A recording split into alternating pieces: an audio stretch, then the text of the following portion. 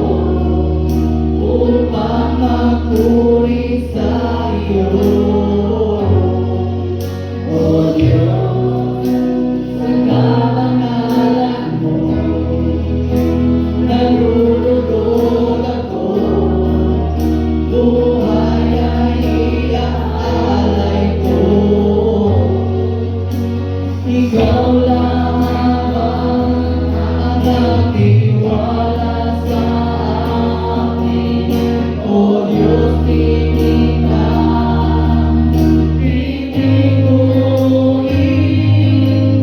Magkatapat sa'yo, maglilingkod ako, O Diyos, ay buti mo.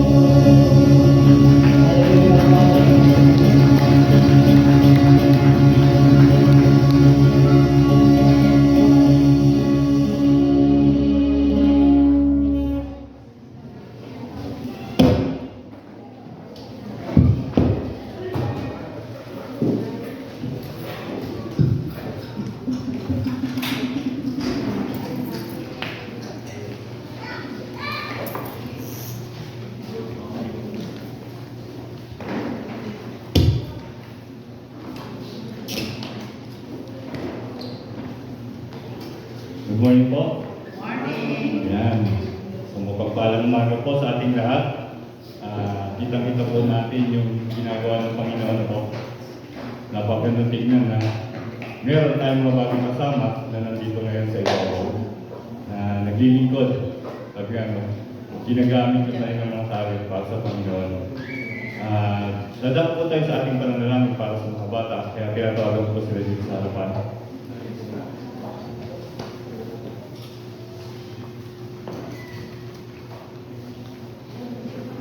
So yun.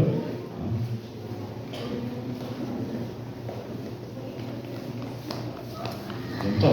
Sige. Yan. So bigay po natin ang pagpapala sa mga batang ito. Unang po ating mga sa kanila. Dilapit po natin sila sa ating Panginoon. Panginoon Jesus, tunay nga po Lord na napakabuti mo. Salamat Panginoon dahil ang mga batang ito na binigay mo sa amin bilang kasiyahan.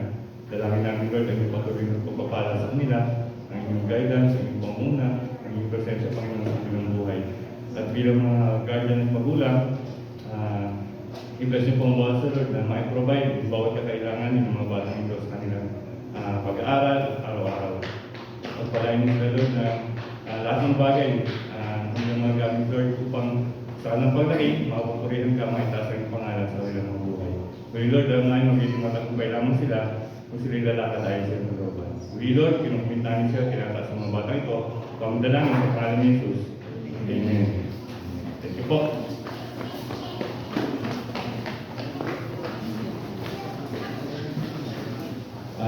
Tayo po idadako sa ating offertory, pero yun nga po, bago ko po tayo manalangin, gusto ko muna ibahagi sa inyo yung isang kwento ng isang lapis po. Meron daw po kasi isang matandang gumagawa po ng lapis. At sa every time po na itong mga lapis na kanyang matatapos at ilalabas sa market o ibebenta na, tinuturing daw po niya itong mga lapis na to na parang isang bata. Na kinakausap niya ito at binibili na ng 5 mahalagang bagay. So sabi nga niya doon sa kanyang mga lapis, bago po niya ito, sabi nga, pinapaklog, binabalot, yun po. At sinasabihan niya ito na magiging maganda ka lamang o magiging pakipakinabang ka lamang na lapis kung gagawin mo ang mga bagay nito. Sabi niya, unang-una, alam mo ba na kaya mong gumawa ng mga kaibang bagay kung ilalagay mo yung sarili mo sa isang, ilalagay mo yung buhay mo, yung sarili mo, sa isang gagamit sa'yo. At sabi niya doon, pangalawa, sa buhay may experience natin yung sakit o yung sharpening na mapagdaraanan mo, pero hindi yung magiging way para maging effective at magandang pencil ka. At sabi niya, tandaan mo rin na sa bawat mali na magagawa mo, pwede mo itong itama at ayusin kung ano yung mga mali yun. Sabi niya, pang-apat, ang pinakamahalaga, kung ano yung nasa loob mo, nasa loob mo. So yun nga, no? At sabi pa niya, huling-huli, tandaan mo ito, na sa bawat surface o sa bawat pagsusulatan sa'yo, dapat mag-iwan ka ng marka. Isang magandang marka, sabi nga no, positive mark ang iiwan mo. At sabi pa niya, natandaan mo na dapat sa lahat ng gagawin mo, at kung magkamali ka man, patuloy ka pa rin susulat at gagawa ng magandang epekto. Magandang bagay na mag-iwan ng marka sa mga tao at sa mundo. At sabi nga dito, na sabi ng pencil sa kanya, na susundin niya yung lahat o yung 5 butos ng matanda sa kanya. Sabi nga niya, para maging effective yung kanyang buhay at yung kanyang puso at kanyang purpose kung bakit siya ginawa.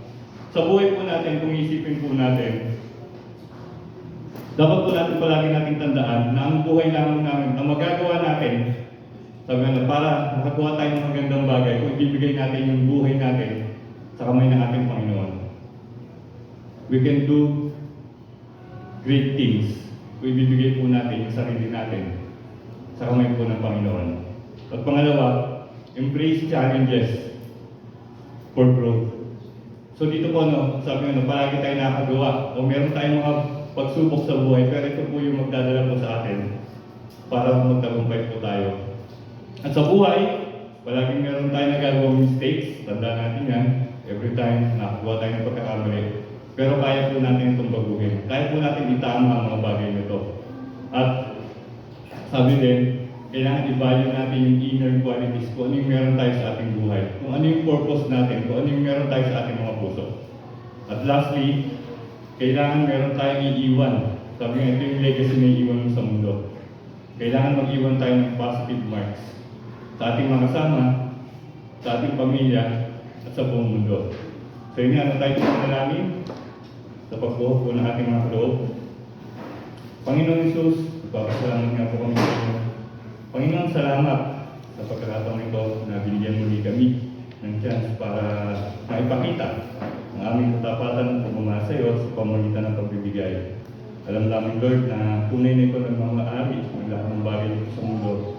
At ito yung mga bagay na pwede namin gawin para makasunod po yun, Panginoon, sa inyong mga sinasabi sa amin na sa pamamagitan ng pagbibigay, pero pagpapala. Kaya Lord, i-bless nga po Panginoon bawat salapi na malilikom sa bagay ito. Pagpalain mo rin Panginoon sa tagapag-ingat nito. Maraming salamat po muli. Po aming dalangin sa pangalan ni Jesus. Amen. So yun po sa ating mga announcements. Kung meron po tayong mga suggestions, requests, and concerns, pwede po tayong mag-email sa ating email address na chichingpatelsevangelical.church@gmail.com. At yung ating Facebook page, yun nga po, yun po, palagi po yan nag-notif sa mga member po na makita po natin dyan yung mga activity po ng ating church. At yung ating GC, yung pogi at magaganda. So meron tayong mga birthday celebrants from March 3 to 9, 2024. Batiin po natin sila. Si Madamid. March 6, March 6, si Jezebel Marquez. Happy birthday. Esther Di Gamboa. Birthday po yan. March 6, si Marian Gamboa. March 7, si... Dalawa. Yun. March 7, si Manuel Cagiwa. Birthday si Manuel at... wala na. So yung happy birthday po muli. Sa mga ating kabanggit na mag-birthday. So from March 3 to 9, 2024. So kung wala na po, tayo po dadako sa pag-ibig ng salita. Pero sabi nga na napakahalaga, kagaya ng ginawa ng pencil. Sabi nga na para maging the best pencil ka ever, kailangan mong makinig. Kailangan mong tandaan yung bawat, sabi nga na bawat sinasabi sa atin. Dapat makinig tayo ng maigi sa bawat aral na binibigay sa atin para magawa natin yung the best sa buhay po natin. Kaya hindi ko na po patatagalin, ihanda po natin ating mga tenga sa pagkinig na dadaling na mensahe natin Pastor Romeo Lazar.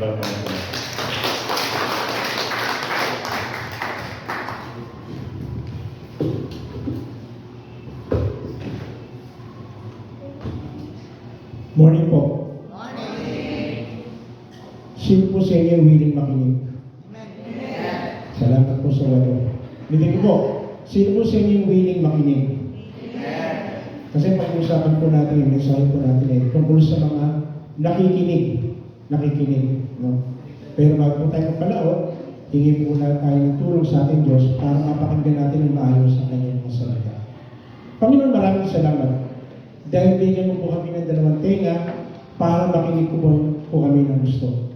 Hayaan niyo po, Panginoon, na talagang nakita namin ng maliwanag, kaya pala dalawang mata rin ibinigay mo po sa amin para makita namin ng maliwanag yung mga bagay na dapat namin makita at yung mga bagay na dapat namin mapakinggan.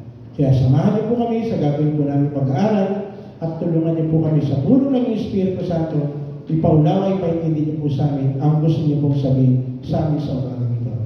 In Jesus' name we pray. Amen. Amen. So again, magandang umaga po sa ating lahat. Sabihin mo nga sa katabi mo, makikinig tayo.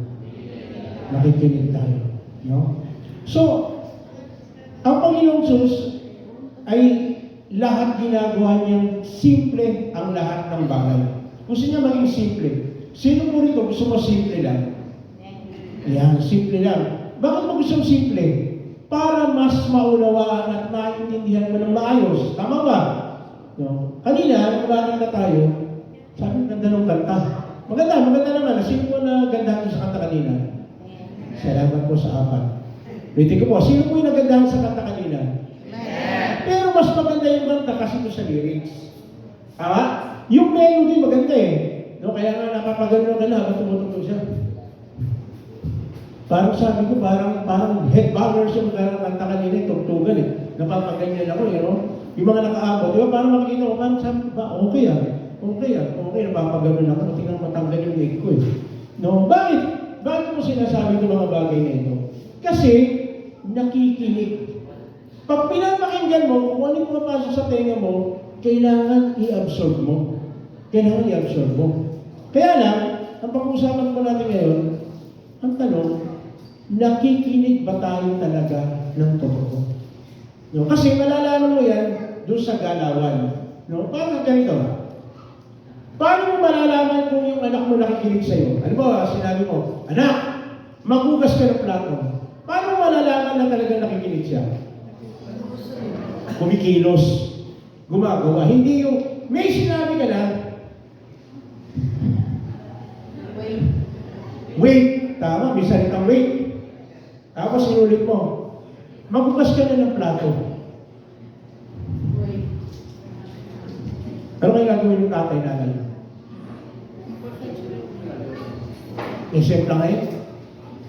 Simplangin? Malalaman mo kung nakikinig kung ginagawa niya yung sinabi mo. Tama ba? Parang ganito.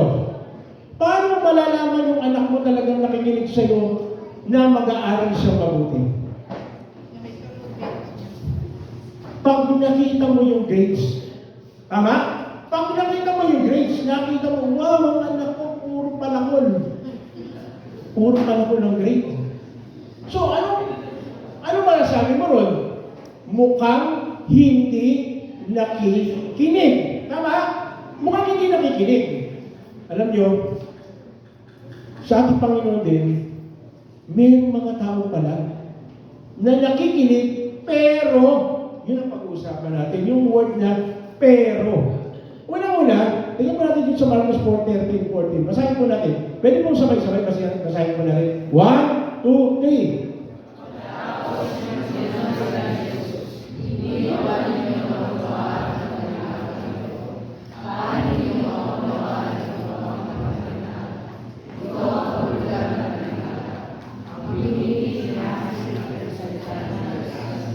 Yun.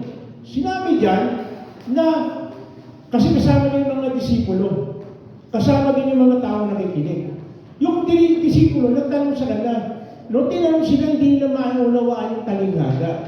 So lumalabas, maski yung kanyang mga alagad, nakikinig, pero hindi naiintindihan.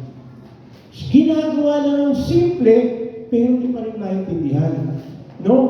Tingnan natin. No? Meron kasi ibang klase ng lupa o tao sa mga nakikinig. Una-una, letter A, yung nakikinig lang o listener lang.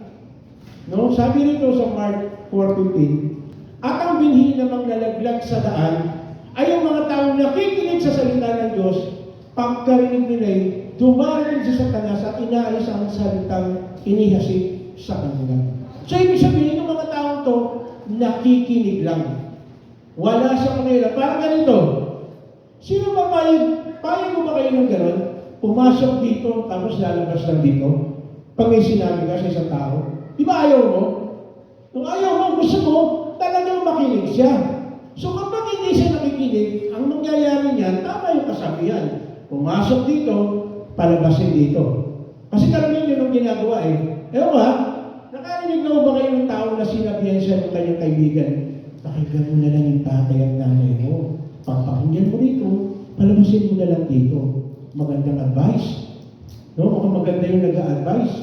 No? Pero yung mga sabihin sa'yo ng kaibigan mo, malungkot ako. Bakit? Pinagalitan ako, sinabi ako ng tatay at nanay ko. Gano'n? Alam mo, may sikreto ko dyan. Ano sikreto ko? Pasok ko dito, labas ko dito. Nakaranas ba kayo ng gano'n? Nakarinig na kayo ng gano'n? Na, kagaya ng sinasabi ko kanina, mukhang pumasok lang dito, pero lumabas dito. Hindi nakinig. Hindi nakinig. No, ang mga tao ganito ay tagapakinig lang.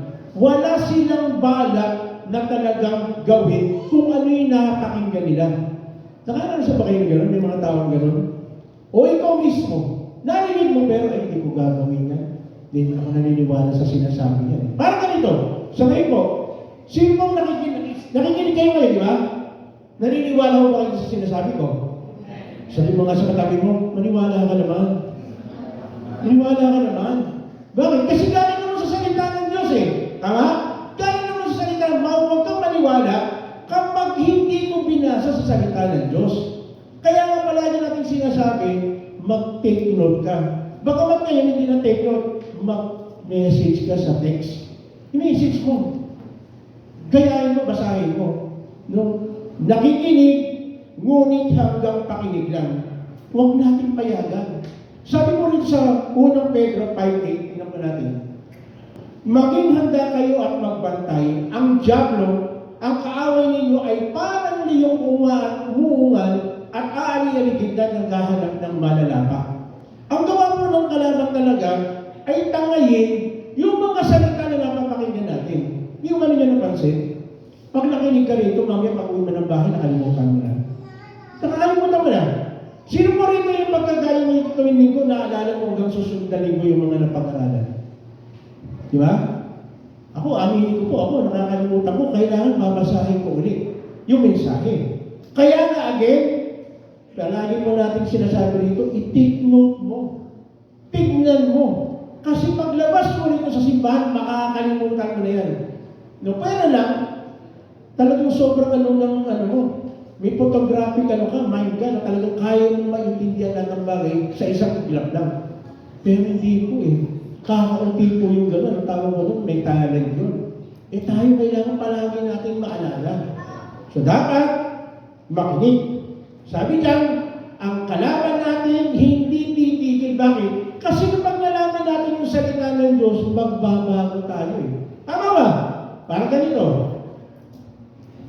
Nalaman mo na hindi pala maganda yung pagiging chismosa. Ano kayo gagawin ng kalaban? Sa tingin mo? Magpapadala yan ng sangkatutan na chismosa sa bahay ninyo. Uy, alam mo ba yung latest? Ano ba? Huwag niyo na ako. Hindi. Dapat malaman mo ko. Ayoko na. Lampas na ako dyan. Hindi ako nakikinig sa mga sabi-sabi. Dahil hindi na ako chismosa. At sige, baka sabihin, bakit puro babae na ako chismoso? No, baka sabihin, parang unfair, puro parang babae. Anong sasabihin mo? Anong gagawin ng kalaban? Magbibigay yan ng mga tinatawag po natin ng mga salita na biglang ma-attract. Ha? Alam mo ba? Yung kaibigan natin, palagi nakikipagkita kay Juan. Eh, ikaw, narinig mo. Anong gagawin mo? Ano yun? Sino si Juan? Papasok yun. Bakit?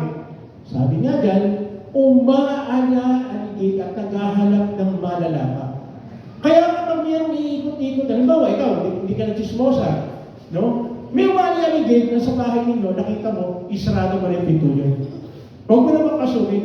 Huwag mo naman payagan. Kasi pag pumasok yan, may engganyo ka. Tama ba? Parang ganito. Palagi ko sinasabi ito. Mahina ka sa alak. Halimbawa, talagang hindi mo kasi meron mga iba alcoholic eh. Nung hindi ka matatahimik ang hindi ka nakainom, eh nagbago ka na. Eh nakita mo may mga nagiinuman, anong dapat mong gawin?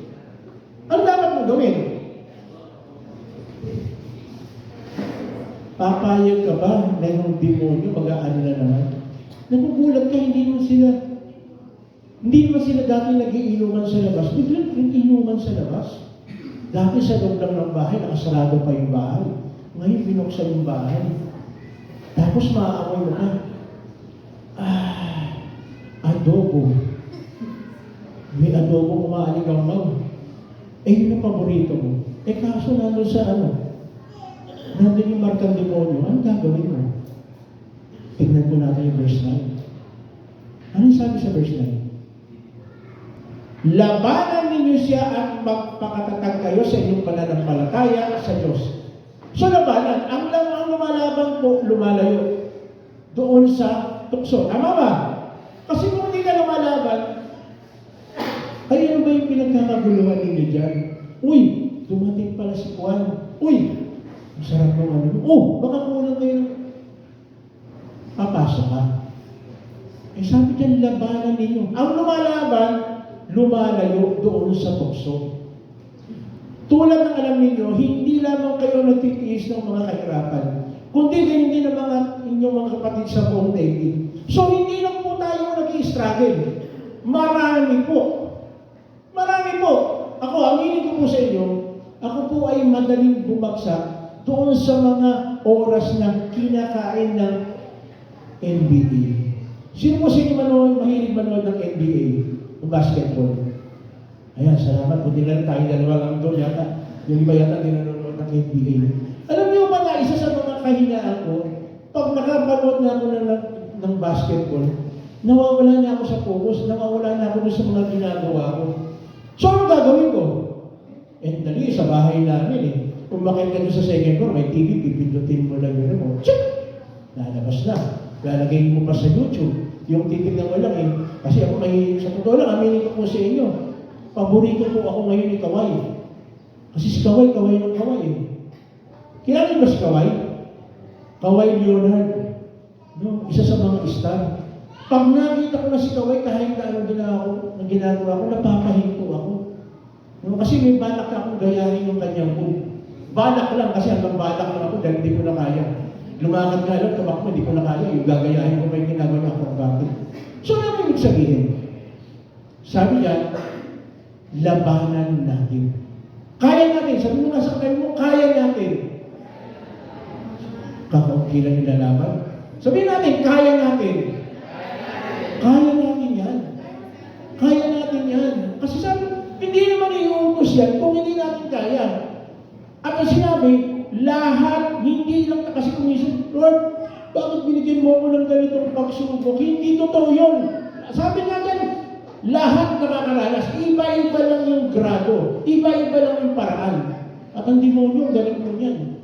Alam niya kung ano yung kahinaan natin. Lalo na pag sinabi mo pa, kasi hindi na kaya basahin mo utak natin. Eh, kasi sinabi mo, ang hihina ako talaga sa sugal. Pag nakakakita ko nagsusugal, ginigiyang ako, nanginginig ang katawan ko. Ano gagawin ng demonyo? Magpapadala yan ang mga sugo ng katiliman para malulong na naman tayo sa sugal. Magpapadala yan, hindi mo pwede, hindi. Lalo na sinabi mo na, inangkin mo na mahina ka doon. Tama? O, halimbawa, lalaki ka. Lover boy. Mahina ka sa babae. Alam mo, alam ng demonyo kasi nakaraan natin yun eh. Tama ba? Anong gagawin ng demonyo? Tandaan po natin, ang demonyo hindi magpapadala ng tukso na hindi maganda. Palaging sugar-coated yan. No? Magpapadala palagi ng tukso yan na alam niya na mababagsak tayo. Pero again, labanan ninyo siya at magpakatatag kayo. No? So, meron mga tao na listener lang. Paano ngayon? Nakikinig po kayo ngayon. Pag may tumating na tukso, yung gagawin mo, dapat alam mo, lalabanan mo. Pero kapag hindi mo ginawa, ano yung sabihin? Listener ka lang. Na-inform ka lang. Nadagdagan lang information na alam mo. Kasi dapat yung mga natutunan mo, ina-apply natin. Tama? Sabi mo sa kanila mo, application din. Kailangan din mo application. Hindi mo pwedeng listener lang. Hindi mo pwede. No. Pangalawa, letter B, starter lang. So, umpisa lang magaling. Nakita na ba kayo gano'n?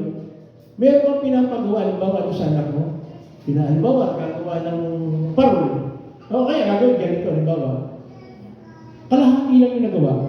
Hindi na tinapos. Ang tawag doon, starter lang. Basahin mo natin. Sabi dyan, ang katulad ng mga bininalaglag sa katuan ay mga taong nakikinig ng salita. Tingnan nyo ha, nakikinig ng salita ng Diyos at hanggang hindi ng kapitan umigala.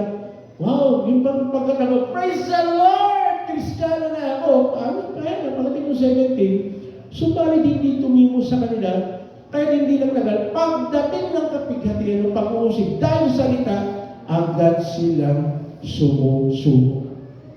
Yung meron ganun, tinanggap mo na si Lord, nagpabautismo ka pa, pero may dumating na pagsubok, may dumating na na kapighatian, ano gagawin? Sumusuko. Ang totoong Kristiyano, tinanggap mo si Lord, hindi sumusuko. Sabi mo sa katabi mo, walang sukuan. Walang sukuan. Dapat hindi ka sumusuko. Kasi pagka sumuko ka, tawag sa iyo, starter ka lang. Nalaman mo lang, natutunan mo lang. Kasi dapat alam natin, pagdating ng kapighatian o pag-uusig, mas lalo tayo dapat nakikinig ng salita. Mas lalo tayo dapat lumalapit kay Lord. Hindi mo pwedeng nabibitaw tayo. Sayang naman. Hindi mo pwedeng sa umpisa lang tayo magaling. Maraming mga tao mga magaling sa umpisa lang eh. Tama ba?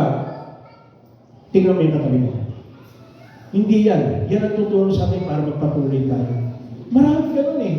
Sa umpisa lang magaling. Kaya kasi natin, di ba, nakarinig kayo, tinamaan ka ng magaling hanggang umpisa lang. Hanggang umpisa lang. Parang sa umpisa lang. Parang ka na ba kayo? Ang paglalaro mo ng basketball, hindi mo pwedeng manalo ka lang ng first quarter.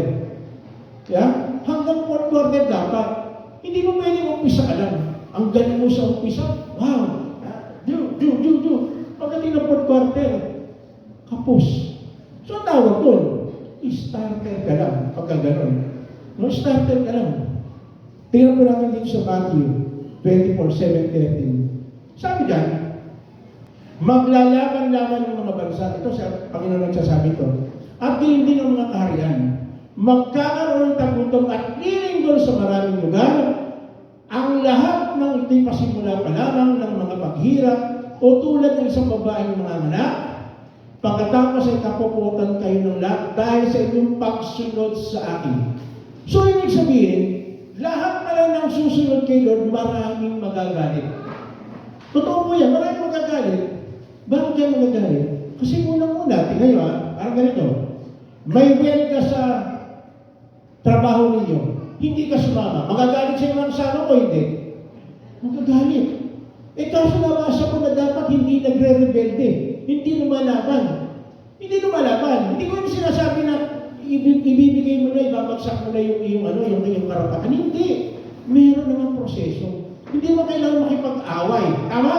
Kagaya ng mga anak natin. Okay lang ba yung mga anak natin magdamot sa akin, yung sigawan tayong anak natin? Okay lang ba yun? Hindi. Tama?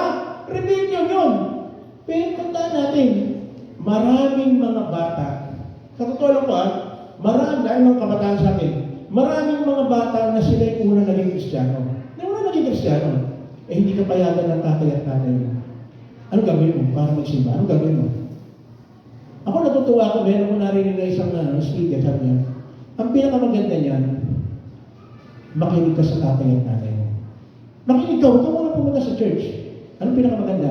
Lahat ng hindi mo ginagawa, nung ikaw hindi pa mananampalataya, gawin mo. Halimbawa, dati hindi ka naman naghuhugas sa plato, hindi ka naghuhugas sa mga baso, kung ano man. Anong gagawin mo ngayon?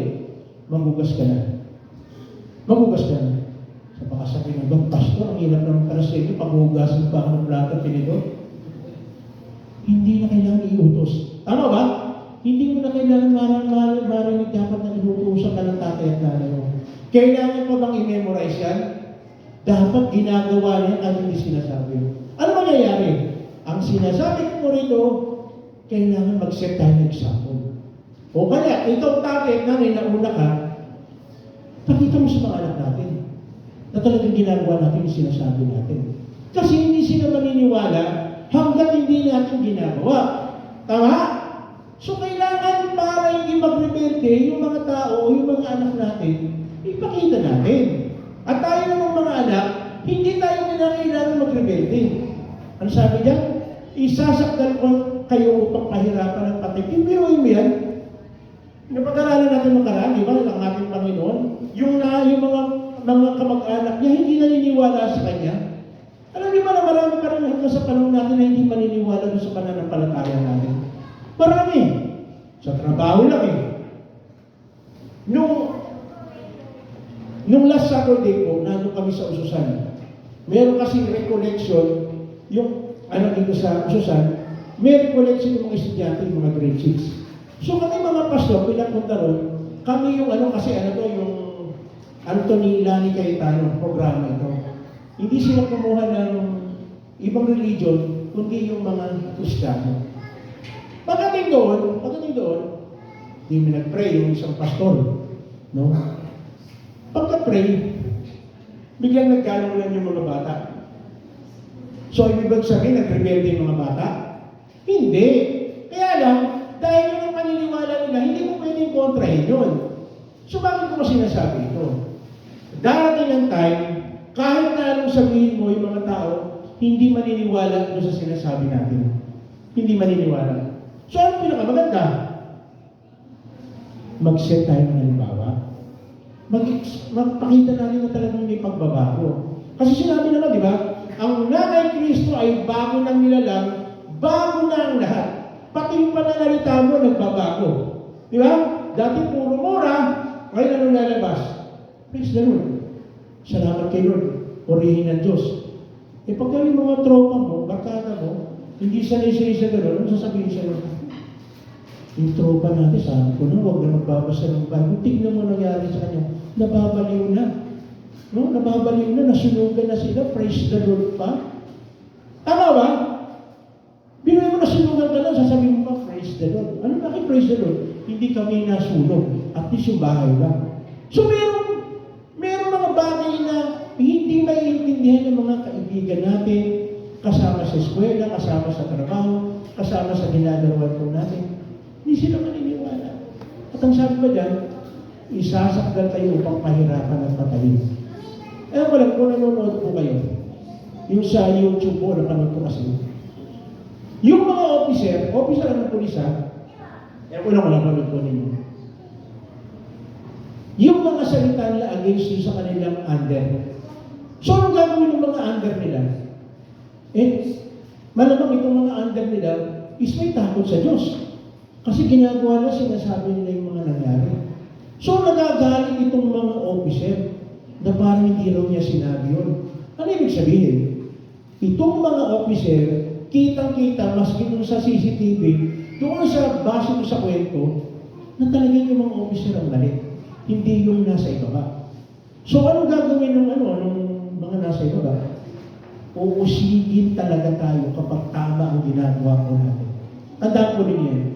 Kapag tama yung ginagawa natin, uusigin talaga. Of course, hindi tayo dapat makipag-away. Palagi ko nga sinasabi ko sa inyo Tayo yung nakwento sa inyo, yung sa kaibigan kong dito, nagkapulisan, palaging gano'n siya gano'n siya passionate. Palaging sinasabi niya, Pastor, ang hirap talaga sa, ang hirap talagang share niya. Ang tigas talaga ng pananampalataya niya kung saan siya mali naman. Sabi niya gano'n. Pero, Pastor, paano kaya yun? Mapapahama kaya sila o tatanggapin naman? Kasi mabuti naman yung kanang adikay, gusto nilang manatili doon sa paniniwala nila. Sa tingin ko ninyo, okay lang ba yun? Kahit na mali, basta mali, pero tama Kahit na mali pananampalataya, pero yun ang kinalakihan niya, hindi siya nagpapalit kahit na anong mangyari. Paano kung mali? Paano kung mali ang gagawin natin? Again, palagi ko sinasabi, hindi tayo pwede makikigbalik-taktakan. At ang masama nito, dahil sa verse 10, tingnan niyo po verse 10. At dahil dito'y marami ang tatalikos sa kanilang pananampalataya. Marami po. Tatalikod talaga. Sa pamilya, pinapersibit ka, anong gagawin mo? Hindi ka na lang magsisimba sa kagaya sa ganito. Sa eskwelahan ninyo, ini-echa puwera ka dahil hindi mo na ginagawa yung ginagawa na, tatanggalin ka sa grupo. Ma-outcast ka. Ang tanong lang, anong pipiliin mo? Magpapatuloy ka ba? O dito ka sa babalik ka doon sa dati? Pero kagaya sinasabi ng salita ng Diyos, marami po, starter lang. At ito pa yung kasunod. Mapupuot silang magtataksil sa isa't isa. Marami magpapanggap na propeta at iniligaw ang mga tao, lalaganap ang kasamaan at manlalamig ang pag-ibig ng marami. So again, lalaganap ang kasamaan. So, ma-outnumber yung mga mabubuti. Marami eh. At sabi diyan, manlalamig ang pag-ibig ng marami, ayun po nakakatakot. Pag meron ng persecution, anong gagawin natin? Sinabi na po ito ng ating Panginoon para bigyan po tayo ng awareness. Ang pagiging Kristiyano po ay hindi po siya kagaya ng isang beda process. No, hindi po siya beda process na parang ang saya-saya. Kasi palagi natin naririnig ito, di ba? May katatayan ganun, ang buhay ng Kristiyano ay masayang tulad. Ha! May ganun pa. Pero tanong, masayang tuloy ba talaga? Actually, nagiging masaya lang siya pag nalampasan natin yung mga testing. Doon mo mararamdaman yung saya. Nakaranas ba na kayo ng gano'n? Pinapersibik yan, tapos pinag-pray mo na, tulungan mo ninyo. Tapos biglang magugulat ka na lang, nagpalit ng sitwasyon. Diba? Nangyari yan ngayon, diba kay Daniel?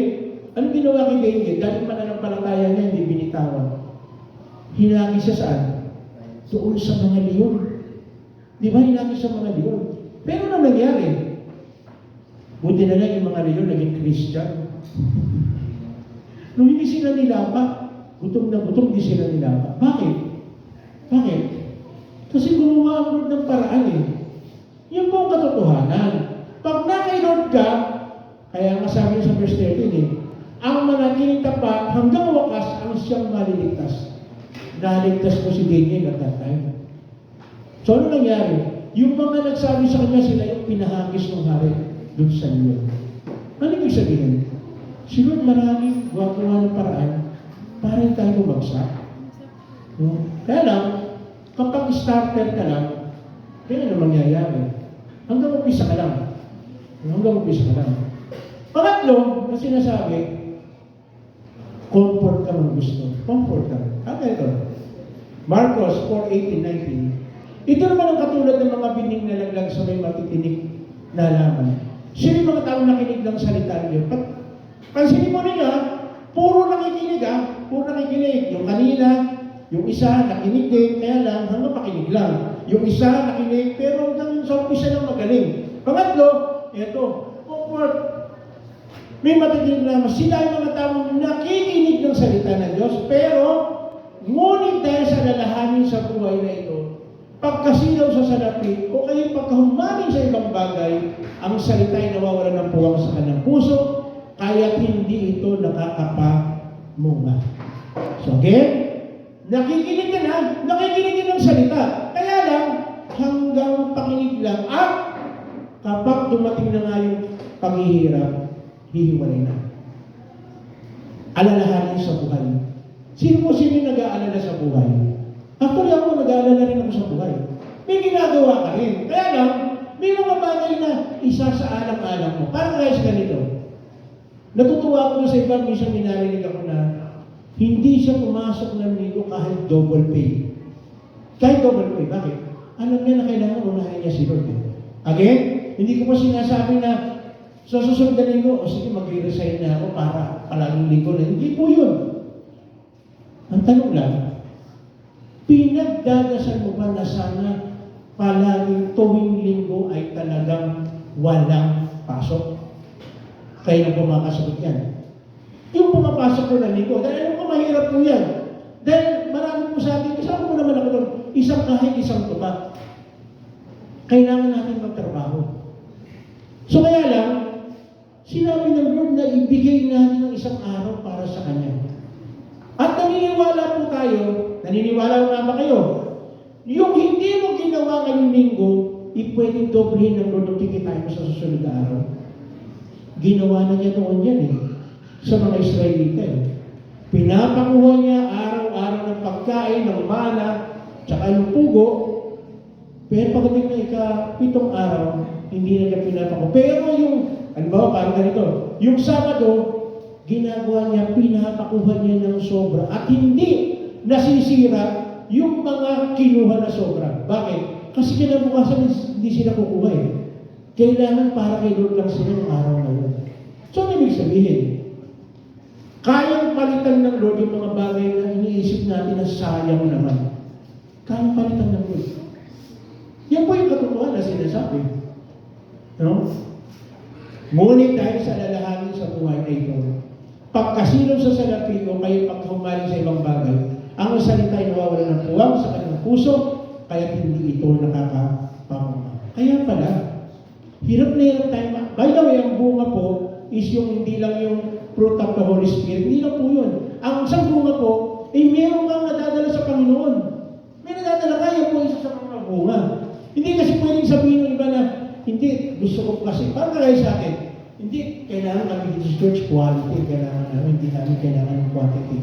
Pag merong quality, kasunod po ang quantity. Ano ibig sabihin? Kasi alam na lang natin na kailangan merong taong maliligtas sa pamamagitan ng buhay natin.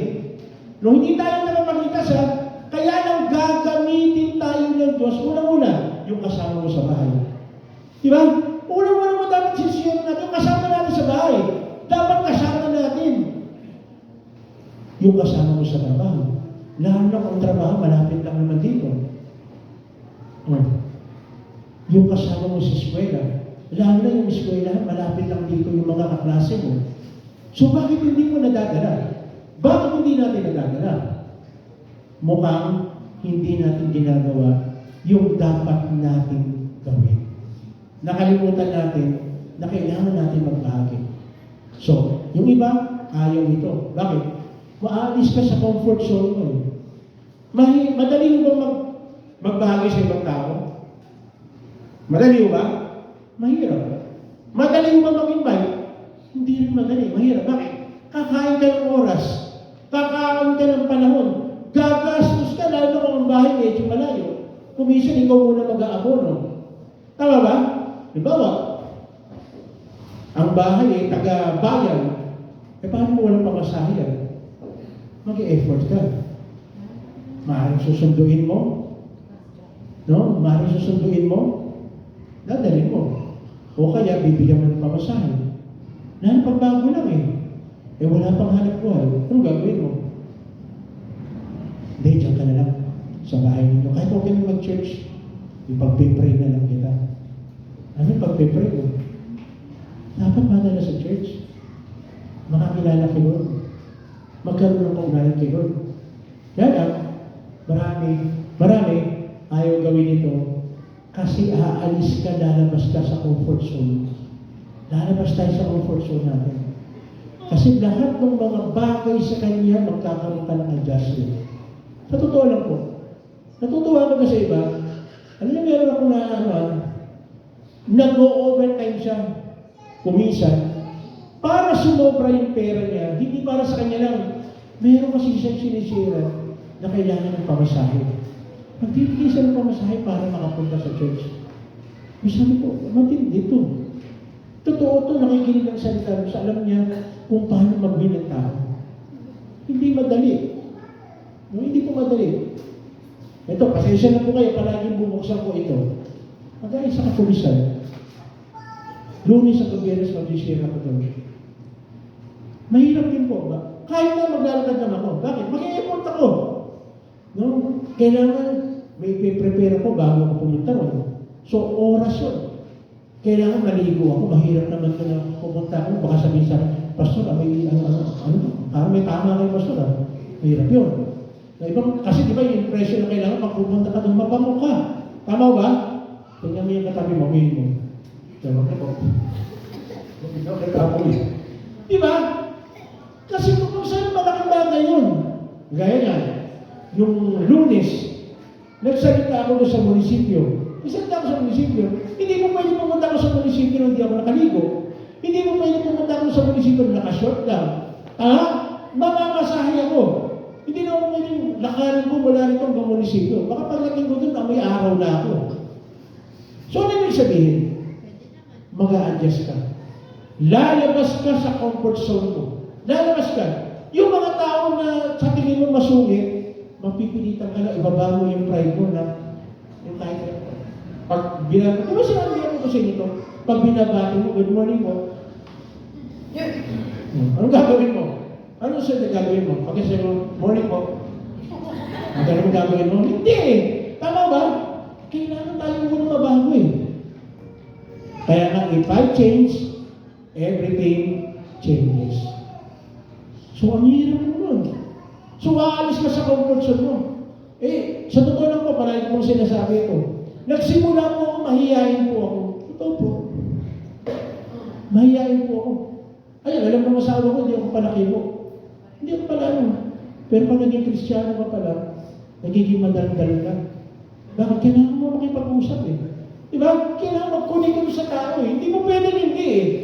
Ano, baka meron ka, ano ba, sinabi ko, ikaw mga ano, Clark, ikaw mahawak na sa cellphone, mga apat.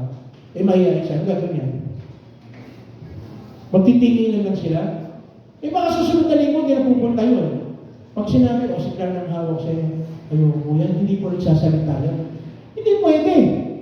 So again, i-adjust natin yung sarili natin. Ako, salamat po ako. Kanina sa praise and worship, yung tatlo, nandito po kanina. Yung tatlong babae, nung tinitingnan ko, sabi mo kahit ang sarap tignan, parang small medium lunch. Hindi ko pa natawa kanina eh. Tapos sabi ko, nung sinabi kong gano'n, pero natutuwa ako, ang tagal na yung kapatid na doon na gusto niya magkaroon ng singer dito. Meron tatlo. Sabi ko, purihin pa ngayon. Kung hindi sa pagsisikap ni kapatid, ang hirap na na, yung Sabado, ibibigay yung oras mo, imbis na dapat nasa bahay ka na lang. No? May ginagawa ka pa niya. Pero nandito kapatid na doon, kasama yung mga nagbibigay siya ng ano sa mga, para maka-qualify, maka-praise and worship. Ano yung sabihin? Marami tayong mga bagay na gagawin kahit na parang hirap sa part natin. Lunes ang Biyernes, nagtatrabaho ka, minsan Sabado, meron pa. Tapos nandito magtuturo, i-assist niya para makapasama sa praise and worship. Ang hirap nun. Ang hirap mo nun. Di ba? Ang hirap nun. Pero ginagawa niya. Bakit? Kasi may puwang yung salita ng Diyos eh. Hindi tayo po pwede na hanggang comfort zone lang. Ito, kagaya mga nandito sa atin. Ito, kagaya nito. Ang kapatid na ulan may ginagawa palagi. Pero may time siya para gawin itong mga bagay na ito, ilagay ito. Ano ibig sabihin? Kasi alam nila na yung salita ng Diyos, hindi po pwede na kapag gusto mo lang. Kasi siguro gusto niya, gustuhin talaga natin. Lalabas ka talaga sa comfort zone mo. Ang dami ginagawa ng kapatid na ulan. Pero bakit ginagawa pa rin niya? Ito. Ginawa niya ito. Kung sa totoo, pag makikita ko ito, gandang-ganda ako. Ganda ng pwesto, tama ba? Ganda. Yung mga bagay na nandyan, nakikita natin. Dahil sa kapatid na ulan. Marami pa po. Kapatid na Hurley. Yung inuupuan ninyo, kung hindi dahil sa kanya, di dapat maalikabok yan. Ang linis yun. Diba? Ang linis. Ipuriman mo kung maglilinis pa yan. Ako baka mamaya pag-blood. So, hindi sabihin, talagang lalabas tayo sa comfort zone natin. Hindi mo pwede manatili ka sa comfort zone mo. Talagang lalabas ka. Bakit? Ang ating Panginoong Diyos lumabas na sa comfort zone niya. Komportable siya sa langit. Actually, kahit wala tayo, mananatili sa Diyos. Pero bumaba siya. Inalis na yung comfort. Hinubad niya yung kanyang pagiging isang hari. Nagpakumbaba siya kagaya ng isang servant. Bakit? Para maligtas ako, maligtas tayong lahat. Yun ang reason niya. No? Pero nakakalungkot, maraming tao, wala lang sinasabing believers, pero pag dumating na yung comfort, pag dumating na wala yung comfort, aalis na. Aayaw na. Bakit? Pagkasilaw sa salapi, o kay pagkahumayang sa ibang bagay. No? Kaya nga, sa totoo lang, ako personal mahilig, sino pa rin sa inyo mahilig sa basketball? Yung mahilig. Yan. Lahat ng mga mahilig sa basketball. Yan. Ayaw magtaas yung iba. Pupugbugin ko kayo mamaya. Yung mga hindi nagtaas. Mga mahilig basketball. Dumating po yung time na, nung bata-bata pa ako, na may nakasama ko ng liga. Karamihan ng liga tinatapat Sabado-Linggo. Tama ba? Sabado-Linggo. Ang tanong, anong unahin mo? Yung liga o yung magsimba? Ting. Ting. Ting. may nagbulong. Ayon sa akin, bubuin. Ilipat kasi yung service ng pangaraw. Nag-adjust yung simbahan para sa'yo. Nangyayari o hindi? Sabi mo sa katabi mo, parang ikaw ang pinag-uusapan na. Di ba? Ano ibig sabihin? Kapag nawala na tayo sa focus, gusto natin yung komportable lang tayo, hindi tayo lalago. Hindi tayo makapamungan. Hindi tayo makapamungan. Tingnan po natin, yung sabi rito sa Matthew 6:25-27. Sabi diyan, kaya sinasabi ko sa inyo, huwag kayong mabalisan tungkol sa inyong kakainin at sa inyong inumin upang kayo mabuhay o kayo tungkol sa sasautin ninyong katawan. Again, mali po yung impression ng iba. Akala ng iba, kita mo yan, nabasa mo yan, kaya nga hindi na ako nagtatrabaho. Mali po hindi po yung isang parang ginagawa tayong tamad. Ang sinasabi lang yan, yung concern natin, masyadong concern tayo doon sa pagkain at yung susuot natin. Kasi kung minsan namimisinterpret kita mo yan sabi ng ating Panginoon, huwag akong mabalisa. Kaya nga ako hindi ako gumagawa Kaya ako yung professional tambay lang. Nag-aantay lang kung ano mangyayari. Hindi po ganun. Kasi napag-usapan natin, ang taong tamad ay hindi dapat pakainin. No? Kaya lang pag tinitingnan ka, maraming mga tamad pero tataba. Dapat hindi Kaya sinasabi sa inyo, huwag kayong mabalisan tungkol sa inyong kakainin at sa inyong iinumin upang kayo mabuhay o kayo tungkol sa sasutin ninyong katawan. Hindi ba ang buhay ay higit na mahalaga ay sa pagkain at ang katawan ay sa damit? So again, sinasabi lang dyan hindi tayo dapat mabalisa. Sunod, masdan ninyo ang mga ibon. Hindi sila nagtatanim ni umaaniman o kaya nagtitipon sa kamari, ngunit pinapakain sila ng iyong ama na nasa langit. Hindi ba higit kayong mahalaga kaysa mga ibon? Mas mahalaga tayo kaysa sa ibon. Pakakainin tayo. Kaya lang, again, baka may sinterpretan ng iba. Hindi na magtrabaho, mag-abang na lang. O, sino may mga ibon, hindi na trabaho, nag-aabang na lang, nakanganga. Hindi po yun.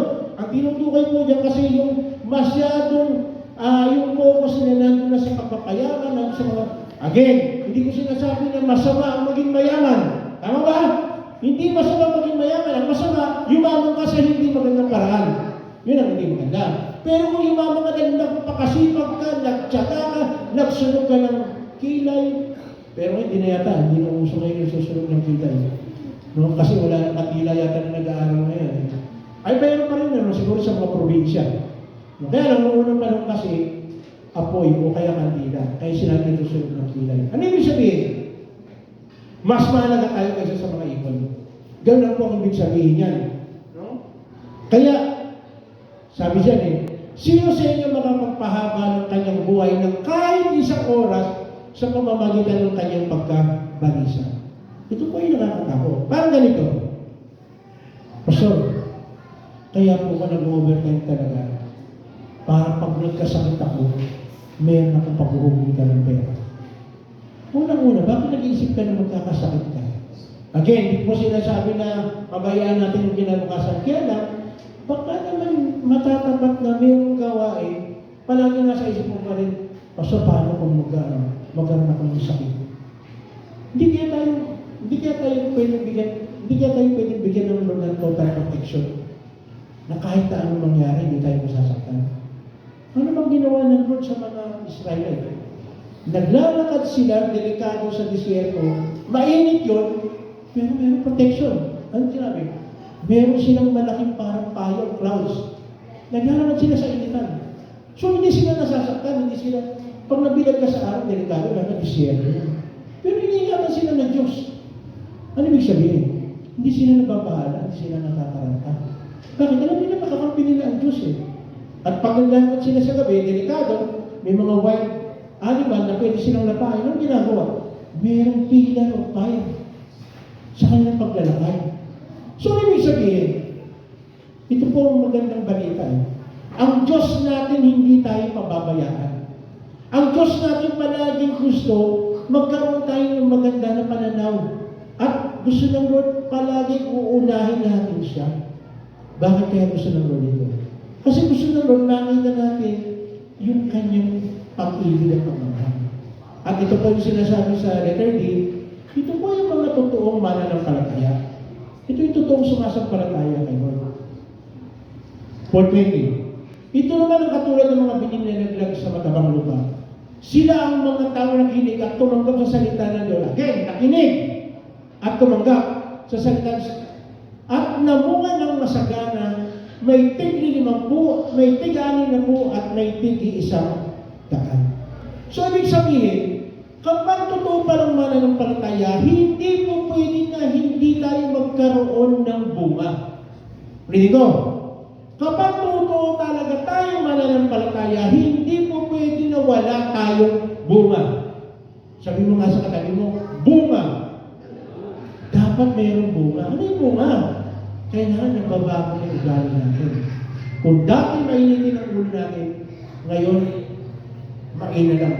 Hindi na mainitin. Kunti na lang. Kung dati madalis tayo makapagmura, ngayon hindi na. Nagbago na eh. Yun yung mga bunga. Pero meron pa. Yung meron kang taong nadala kay Lord. Yung mga meron kang na-sharean, dadala mo para kay Lord. Hindi para sa simbahan, kundi para kay Lord. Of course, mas maganda kung madadala mo sa simbahan. Pero kapag walang ganun, teka, totoo ba tayong mananampalataya?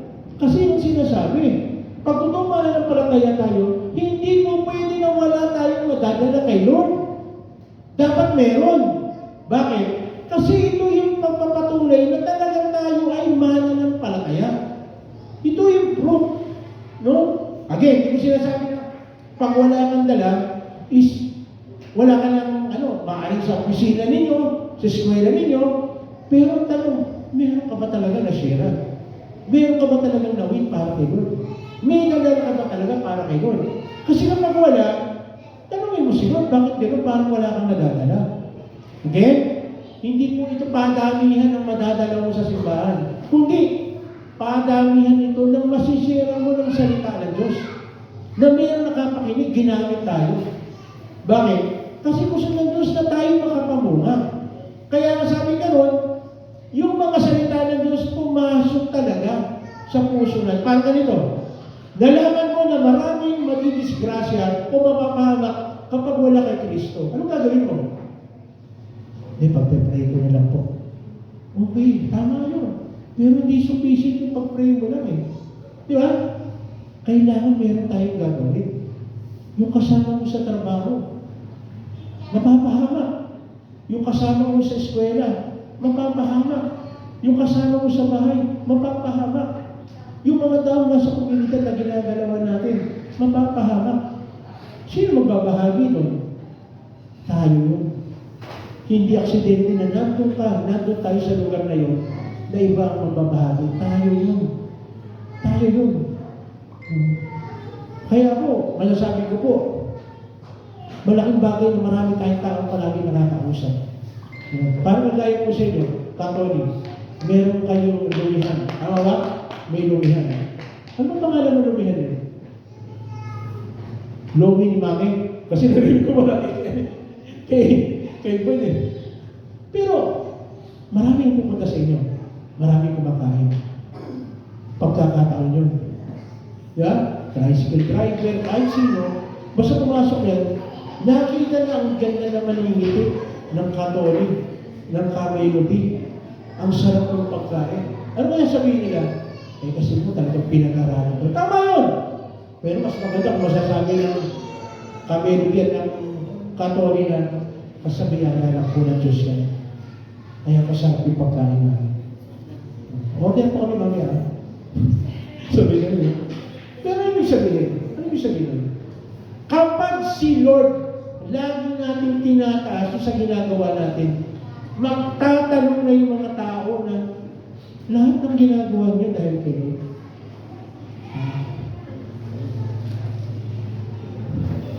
Mary Jean, natutuwa ako kasi minsan may narinig ako, hindi mo nababagutin ko sino. Alam mo, gusto ko yung si Mary Jean na magpaano, piti. Kasi parang hindi siya napapagod. Kasi minsan nakikita ko siya, galing siya sa malayo, darating dito. Meron siyang pipili sa lugar na dito. Kung babagitin ko, nasabi ng bait niya. Ang bait niya. No? Ayun po, baka kalahati lang yung silin. Kaya mabait. No? Ano yung sabihin? Kahit na nagbabayan pa sila, kahit ano pa, pero pag nakita nila na maayos tayo makapag-usap sa kanila, maayos tayo makapag-bili sa kanila. At yung kahit napapagod ka na nakangiti ka pa rin,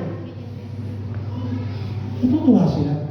At darating ang tayo magtatanong yan, ba ano mong sikreto ko, bakit parang kahit pagod ka na, nagagawa ko pa rin kung mga bagay niya. Kaya nga po, pagka-Kristiyano tayo, sa totoo lang, kaya sa mga sa gamitin ko kapag Kristiyano tayo, bawal ang nakasimangot. Tingnan mo yung katabi mo. Nakasimang ba? Bawal.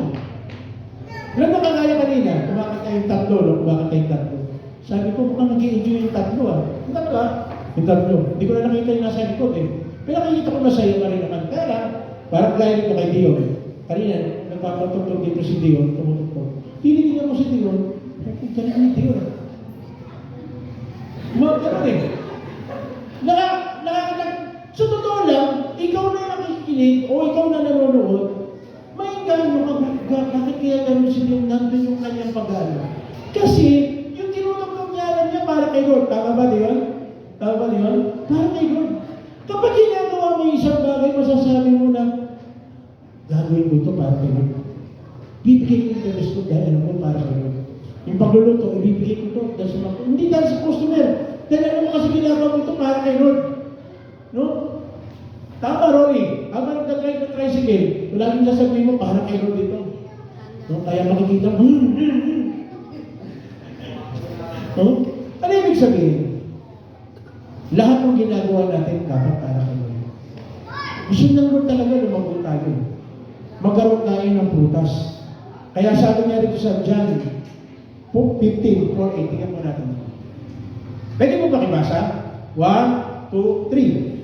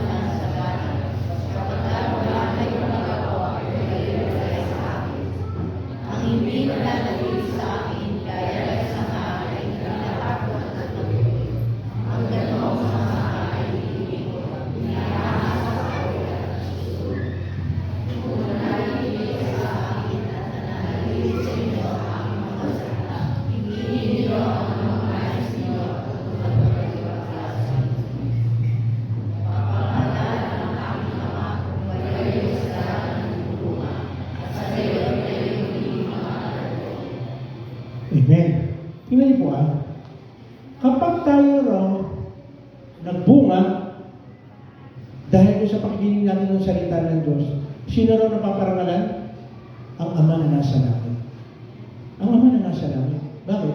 Kasi kapag mayroong tao, nakilala nila si Lord, nagkaroon sila ng compliance kay Lord, nagpapasalamat sila sa Diyos. So, sino napaparangalan pag may ginagawa tayong ganyan? Si Lord. At ano pa? Hindi ba masarap maranasan natin, ma-experience natin, na mayroong taong naligtas na tayo ang ginamit. Of course, pwede gumamit ang Lord ng iba. Pwede namang ibang gumamit ang Lord. Pero yung pribilehiyo na binigay sa atin ng Diyos na tayo ay mayroong nabaginan at nakakilala, tinanggap si Kristo, pumasok pa sa loob ng church, hindi ba masaya yun? Masaya yun. Pero nangyayari lang ito doon sa mga totoong nakikinig. Nakikinig na gumagawa.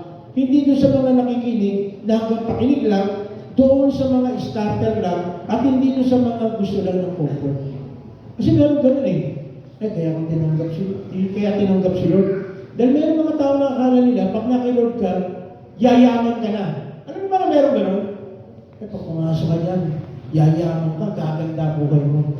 Hindi, maaaring yumaman ka ba? Pero, ang pinakaano niyan, yung magkaroon ka ng maayos na relationship at maging magkaroon ka ng pananaw sa buhay na kakaiba. Of course, hindi ko po sinasabi na walang nangarap na gusto yumaman. Lahat naman tayo gusto natin. Tama ba? Tignan mo yung katabi mo. Willing ba yung yumaman? O yumabang? Di ba?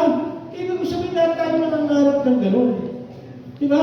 Kaya lang, ang tanong lang, isama naman natin si Lord. Kasi siya naman nagsabi eh. Di ba? Siya naman nagsabi, kapag inunan natin siya, ibibigay niya yung lahat. Ano yung lahat? Pag sinabi yung lahat, hindi lang po yung kayamanan. Pag sinasabi yung lahat, yung pati yung bibigyan tayo ng abilidad para magbahagi ng salita sa ibang tao. Na di mo kapag nagsalita ka, yung tao naniniwala na kagad. Yung paglabi mo pa lang, yung presensya mo pa lang, naniniwala na sila. Malaking bagay po yun. Malaking bagay po yun. Bakit? Kasi yung po titignan sa atin yung credibility natin. Yung credibility natin. Kung paano tayo magsabi sa Kanya at kung paano tayo namumuhay. Kasi pag hindi nila nakita yung maniwala po kayo, sayang yung pakikinig natin. Sayang yung pagpunta natin dito tuwing linggo kung hanggang pakinig lang po tayo. Sayang. Kasi nandito na rin lang tayo, gawin na natin yung tama. Nandito ka na rin lang, gawin na natin yung mga bagay na gusto-gusto ng Diyos. Yung ano, makapamunga tayo. No? Totoong sumampalataya tayo. Kasi pag totoong sumasampalataya tayo, manghihinayang tayo, mababahala tayo sa mga mapapahamak. Dapat kung ano yung puso ng Lord, yun din ang puso natin. Ano yung puso ng Lord? Na maligtas ang lahat ng tao. Na magkaroon talaga ng kaugnayan sa Kanya. Kaya lang, ang tanong po, meron ba tayo concerned sa mga tao nasa paligid natin? O wala na? Kasi pag wala na, nakikinig lang tayo. Nakikinig lang talaga tayo ng salita. Kasi dapat palaging magpapasok ito na meron kang concern sa tao na maligtas. Kapatid sa mga oras ito, hindi ko alam kung ano po yung halikain natin sa buhay. Pero gusto ng Lord, gawin natin yung pinaka-the best na gusto niya. Sumampalataya tayo, gawin natin yung sinasabi ng Kanyang salita. Dapat masabi natin ito sa ibang tao. Yung sa John 3:16. Ano sabi dyan sa John 3:16? Kaya, pwede pakibasa ko? 1, 2, 3.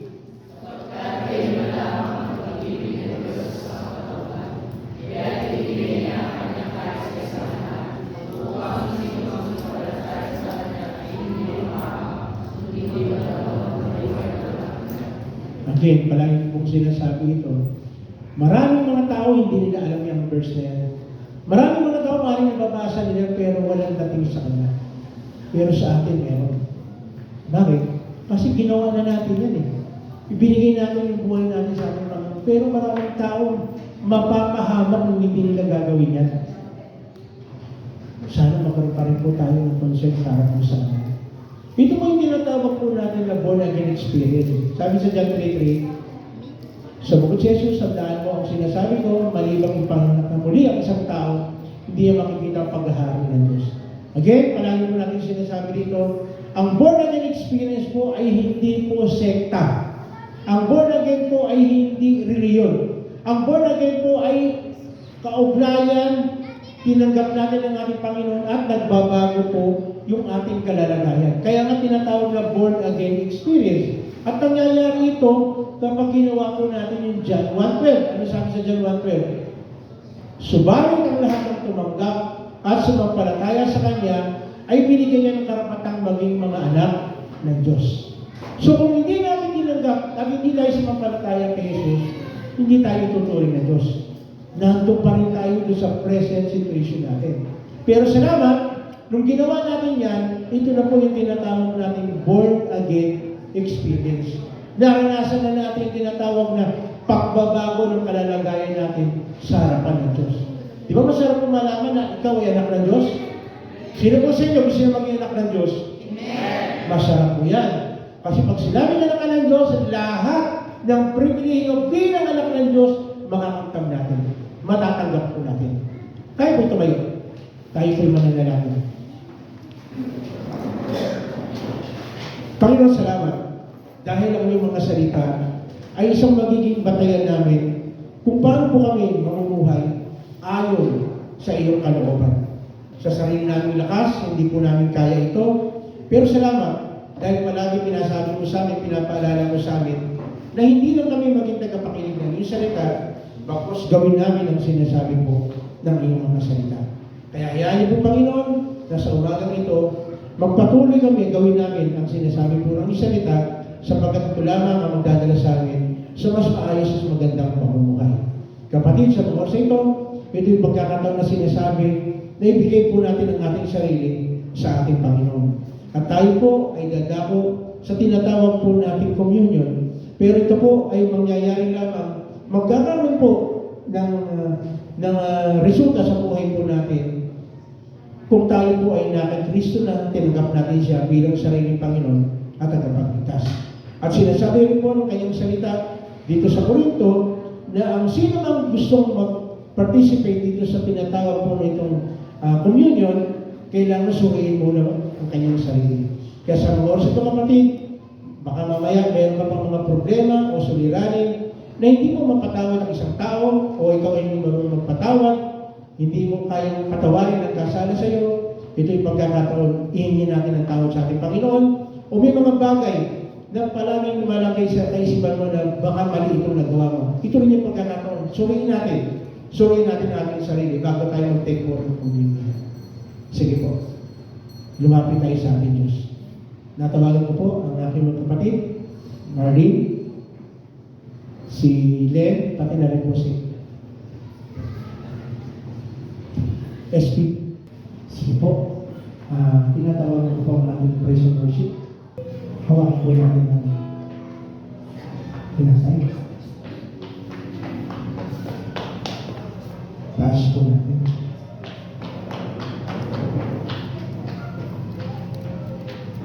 Panginoon namin Diyos, lubos ang aming pasasalamat sa iyong dakilang pagmamahal sa amin. Bagamat kami po ay hindi karapatan sa iyo, hinarapan ko pa rin kami maging sa pamamagitan ng pagkabatay ni Jesus sa kusang Kalbaryo para sa kapagpapatawad ng aming kasalanan. Dalangin po namin sa aming pagkakagustatawan ni Jesus na bayubay sa krus. Patuloy po yung paglalagay ng mga puso sa pagpupuri sa iyo. Kalahin po. Sa mga ituturo na tinanggap ko mula sa Panginoon at binibigay ko naman sa iyo, nung gawin sa ipagkanulo, ang Panginoon sa iyo lumapot ng tinapay, nagpasalamat at pinagpira-pira sa iyo at sinabi, ito ang aking katawan na nihandog ko para sa inyo, gawin niyo ito bilang pag-alala sa amin. Sabay-sabay po natin ito. Hawakan po natin ang saro. Panginoon namin Diyos, kami nagpapasalamat sa iyong kaloob na buhay. Ang dugo ni Jesus, nabuhos sa krus ng Kalbaryo na siyang nahugas sa aming mga kasalanan, upang may turing kami mga anak, inihandog po namin sa iyo ang aming pagsamba, pasasalamat, bilang isang maayong buhay, para sa kaluwalhati ng iyong pangalan. Matapos magkapunan, dumaputin siya ng kopa at sinabi, ang kopa itong bagong tipan na pinagtitibay ng aking dugo. Tuwing inumin niyo ito, gawin niyo ito bilang pag-alala sa akin, sapagkat tuwing kakain kayo ng tinapay na ito at inom sa kopang ito, ipinapahayag ninyo kamatayan ng Panginoon hanggang sa kanyang muling pagparin. Sabay-sabay mo natin.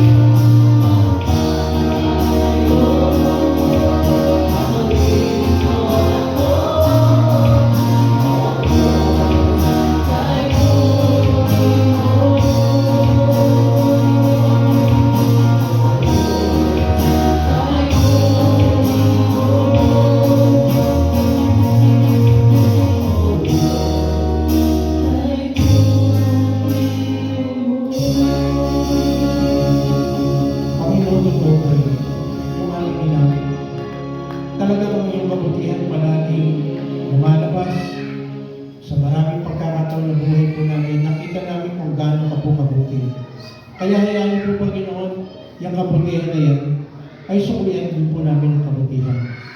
Sa pamamagitan po ng paggawa po namin sa sinasabi po ng iyong salita. Salamat, Panginoon, dahil binuksan mo ang aming isipan, ang aming pandinig, para makita namin yung mga bagay na dapat po namin gawin. Salamat, Panginoon, dahil muli pinalakas mo kami at sinasabi mo na hindi kami dapat mabahala dahil ikaw ang bahala sa buhay po namin. At alam po namin, Panginoon, the more na nagtitiwala kami, the more na makikita namin ang iyong kapangyarihan. Kapatid, sa mga oras ito, maaaring mayroong mga physical na karamdaman, ito yung pagkakataon, pwede ka tumulong, lumapit sa Panginoon, sabihin mo yung mga karamdaman mo sa mga oras ito. Sige, sabihin mo sa Kanya. Willing ang ating Panginoon na bigay ang kagalingan sa atin. Opo. Salamat, Panginoon. Salamat. Salamat sa kagalingan physical. Emotionally, may problema ka sa iyong magulang, sa iyong asawa, sa iyong kapatid, sa iyong anak, o kung kanino mang tao. Kasama mo sa trabaho, sa eskwela, ito yung pagkakataon na tulungan tayo ng Diyos. Na magpatawad tayo kung may nagkasala sa atin, at tayo rin matutong humingi ng tawad kung tayo naman ang nagkamali.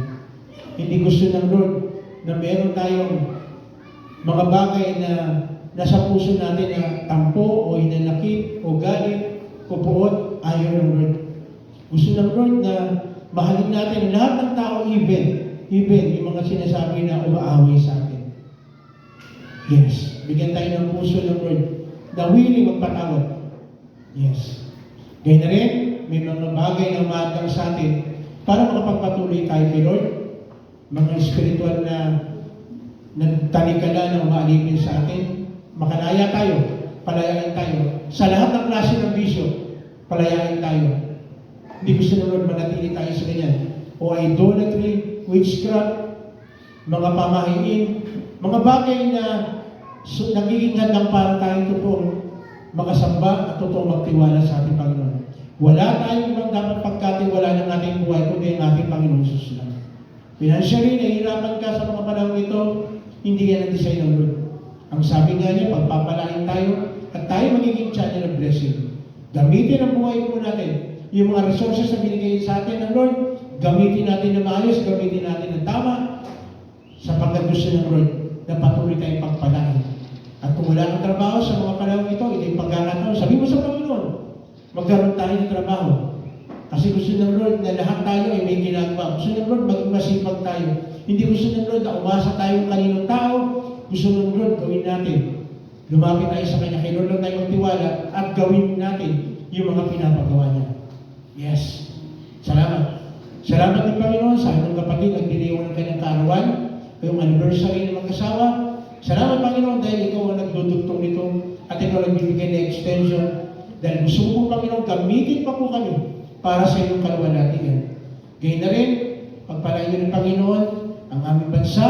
Nakikita niyo po yung kalalagayan ng aming bansa magmula sa aming presidente hanggang sa pinakamababang nanunungkulan. Bigyan niyo po ng banal na takot ang bawat isa upang magampanan nila ang kanilang tungkulin, national man o lokal, para tunay na mapatakbuhan ng maayos ang aming bansa. Ang aming mga kapulisan, mga sundalo, pagpalain niyo po sila, Panginoon, na magkaroon din po sila ng banal na takot sa iyo, para patuloy magkaroon po ng peace and order ng aming bansa at magpapatupad po ng batas.